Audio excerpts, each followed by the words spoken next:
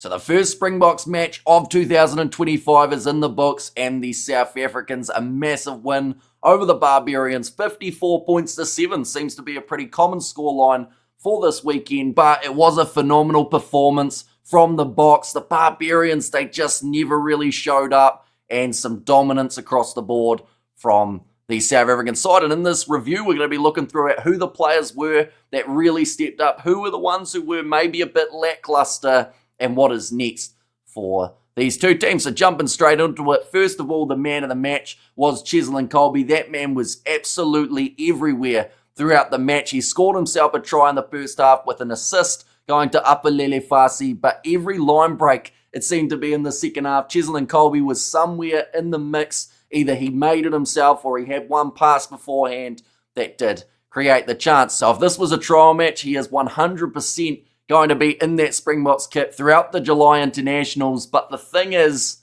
Rassie Erasmus, we know he loves the split squad system, which means maybe Cheslin Kolbe only plays 50% of the time. But the brilliant thing about the South African team was for the guys who hadn't had an opportunity before, or maybe not that many, they still played extremely well. Klabakanye getting his first start in a Springbok kit, and already within 25 seconds, getting a first scrum and winning the early penalty that really set the tone for the scrums in this contest. The lineouts for the Barbarians also not very successful. We saw Ludiacha get himself a couple steals, as well as scoring a try in the later stages of the match. Now, he did also deliver a headbutt to Jean-Luc Deprez, but we can't hold that against him. The main goal for the Springboks was to enforce physicality, and they were certainly doing just that. Some absolutely huge hits coming in from the South African side. We saw the early rolling maul try of Malcolm Marx. We saw great running rugby. And the fact that they were able to win 54 points to 7,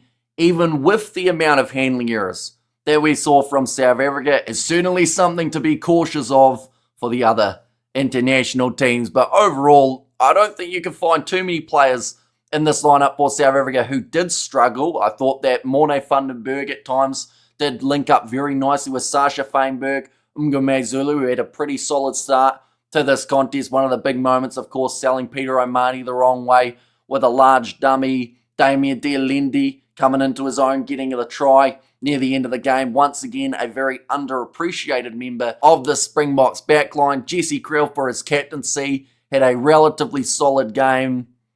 I think across the board, Vincent Tachuka as well, doing very nicely in that number 7 jersey. He will now go into his official Springboks debut with already 2 tries under his belt, so that is incredibly impressive. Therefore, the Barbars, I would say, in terms of players who stepped up, Frizzell definitely didn't. He had many handling errors. Same for Josh Jacob. That man had 3 within the first 10 minutes. He finished off his season for the Chiefs in Super Rugby Pacific in not the greatest place, and it seems like that kind of continued in this matchup. Whainga Nuku, to his credit, he touched the ball quite a bit. Jamane was trying to get involved. He was the one lone try scorer for the Barbarians, but overall, just a team that looked like they had been put together a week ago compared to a side that seemed to just be on the same page. And I do think that Rassie's got a really good side for 2025. But nonetheless, do of course let me know what you guys thought of the match. We did the commentary on the channel, which is why my voice is almost gone. But we are, of course, going to be doing the commentaries for the upcoming matches for the South Africans. They have got Italy next week, the Italians the week after as well, and then Georgia for their last match of the July Internationals. For the Barbarians, they have got no confirmed matches as of yet, but I'm sure we'll see them in action before the end of this year, either in November or maybe October in a match as well. But thank you all very much for tuning in. If you did enjoy, of course, be sure to leave a like and let me know what you guys thought of the match too, and I will see you all for the next one.